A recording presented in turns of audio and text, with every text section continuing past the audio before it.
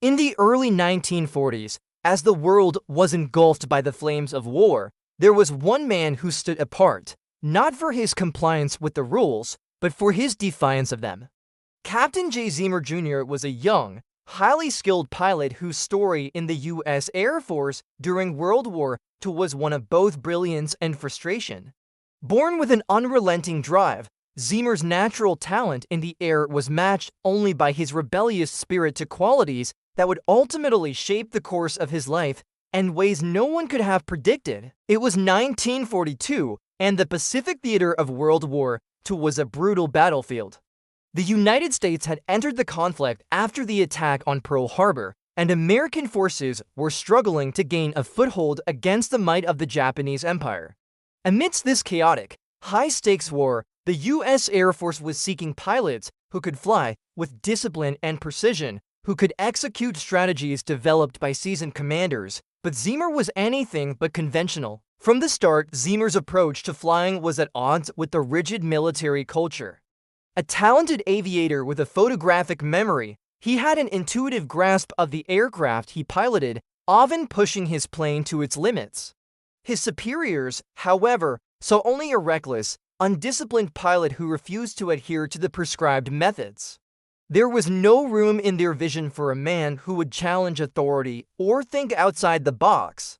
Zemer's flying style was aggressive, unapproved modifications to his aircraft were frequent, and his confidence in his own methods seemed to rub against the grain of military protocol. In a system that valued conformity, Zemer's innovations were seen as a liability. He would tinker with the aircraft, experimenting with modifications others deemed unnecessary, adding extra armor, adjusting the guns, or altering the controls. But these were not the kinds of adjustments that fit neatly into the military's carefully constructed framework. They were unorthodox, and more often than not, they were rejected by his squadron commanders. Despite his undeniable skill and the admiration he earned from those who flew with him, Zemer found himself grounded time and again. His superiors did not want him to lead missions, did not trust him with permanent assignments, and did not recognize his true potential. While other pilots were promoted, Zemer struggled to secure a crew. His sharp intellect and independence became his own prison. He could not find a place for himself in the world of structured discipline. Instead, he was left to stew on the fringes, dismissed as a misfit in a military system that needed conformity to survive. But Zemer's story was far from over. There was more to his legacy than rejection and frustration. His rebellious streak, once seen as his weakness, would soon become the key to his survival and, ultimately, his success. The qualities that had made him a liability in the eyes of the higher-ups would, in the crucible of combat, turn him into one of the most innovative and audacious pilots of his time. This was a man who, despite being told to simply document, would go on to challenge fate itself. The rules would no longer apply, and Zemer would prove that sometimes the most unconventional minds are the ones who change history. By the time the summer of 1943 arrived, Captain Zemer had had enough. After months of being grounded, overlooked, and sidelined by his superiors, he made a bold decision that would reshape the trajectory of his career and the outcome of a harrowing mission. He would no longer wait for approval from others. If he couldn't fit into the rigid structure of the Air Force, then he would create his own path. Zemer decided that he would build his own crew, one that would be as unorthodox and determined as he was, but he didn't just pick anyone. He sought out the misfits, pilots and crew members who had been rejected by other commanders, those who had too much attitude, too little discipline, or too many unconventional ideas. This was not the place for perfectly polished soldiers. Zemer gathered a group of men who, like him, had been cast aside for not fitting the typical mold of military protocol. There was his bombardier, a man known for his aggressive nature, who had been kicked off several crews for his tendency to argue with command and disregard orders. Next, there was the gunner, a talented sharpshooter, but one who had trouble with the regimentation of military life. Then Zemer recruited a navigator who was talented but often abrasive, more likely to challenge authority than follow it.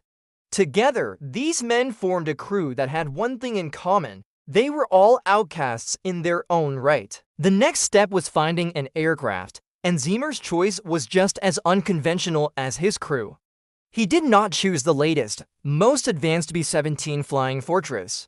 Instead, he found a battered, older bomber that had been slated for the scrap heap plane with a history of mechanical failures, dents, and scrapes. This was a machine that no one else wanted. It was considered a lost cause by most, but Zemer saw potential where others saw failure. This bomber, which had already earned a reputation as a cursed aircraft, would be their vehicle of survival. Zemer and his crew named it Old 666, a name that would later be remembered with awe. They set to work immediately, pouring all their ingenuity, defiance, and sheer willpower into resurrecting the aircraft. They transformed it from a plane no one would fly into an unorthodox, heavily modified fortress in the sky. Zemer and his crew added extra armor plating to protect the aircraft from enemy fire, reinforced critical areas of the fuselage, and increased its firepower by modifying the guns and installing additional defensive weapons.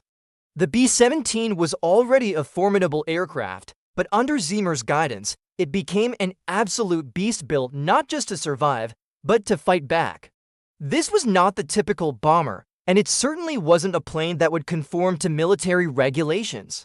But in a world at war, conformity was often a death sentence, and Zemer wasn't about to play by the rules. The modifications were radical, but Zemer's instincts were sharp. He trusted his own judgment over the doctrines of military command, and he knew that in order to survive the brutal Pacific campaigns, he and his crew would need every advantage they could get. There was no room for hesitation now. Zemer was creating something that would defy not only the odds, but the expectations of every commander who had ever doubted him. What they had created was a weapon unconventional, yes, but one that would carry them into the heart of enemy territory. Old 666, once deemed unfit for duty, would soon become the key to their survival in a deadly game of cat and mouse against Japan's finest fighter pilots. By June of 1943, the war in the Pacific was at a boiling point. The Japanese military had established airfields across the islands, and the US was engaged in a constant battle for supremacy in the skies. Intelligence reports indicated that Buganville Island, a small but strategically significant location, was not heavily fortified. The reconnaissance mission was simple: take photographs of the island, assess enemy installations, and return home. At least that was the plan. For most pilots, it would have been just another routine operation, an easy task that would take only a few hours and a bit of skill. But Captain Zemer Jr. had learned to trust his instincts, and as soon as he set his eyes on the maps and the details of the mission, something felt off. There was no reason for his intuition to be so strong, but there it was, a feeling in his gut that told him the Japanese would be waiting for them. It was a risk, but Zemer wasn't the kind of man to let a hunch go unchallenged. Ignoring the standard procedure, Zemer made a decision that would prove to be a crucial one. He ordered his crew to load Old 666 with every bit of ammunition they had, extra fuel, and reinforced armor. It was an unconventional choice intended to ensure they could defend themselves if they encountered resistance. But no one on the crew had any idea how severe the situation would become. For 40 minutes, the battle raged above the skies of Buganville Island. The air was thick with the sound of machine gun fire, the roar of engines, and the shrieking of planes diving in for the kill. Zemer and his crew, battered and bruised, fought not just for their mission, but for their very lives.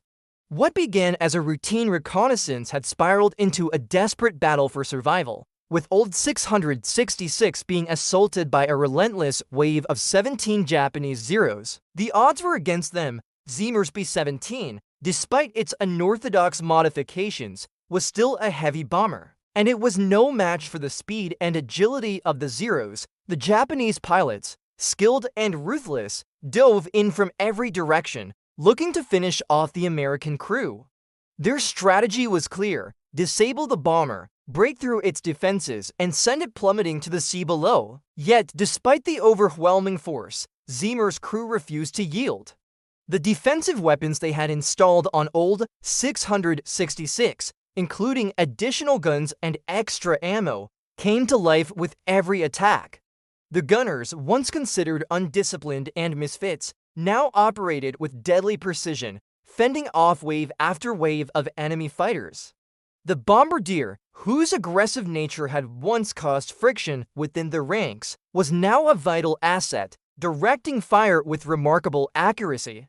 The navigator, whose abrasiveness had kept him on the edge of acceptance, guided the crew through evasive maneuvers, making sure Zemer had every chance to escape the increasingly dire situation. The B-17 was taking damage. Crucial sections of the aircraft were riddled with bullet holes, and parts of the fuselage were buckling under the strain of constant enemy fire.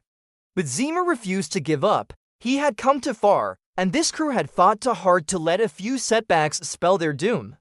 The unorthodox modifications to old 666, though unapproved and unsanctioned, had been designed specifically to withstand this kind of onslaught. The additional armor helped. The reinforced control surfaces kept the plane responsive despite the damage, and the extra weaponry gave them the firepower they needed to fight back. But they couldn't keep this up forever. The Zeros were relentless, and old 666 was beginning to show signs of serious damage. The engine sputtered and the controls became sluggish.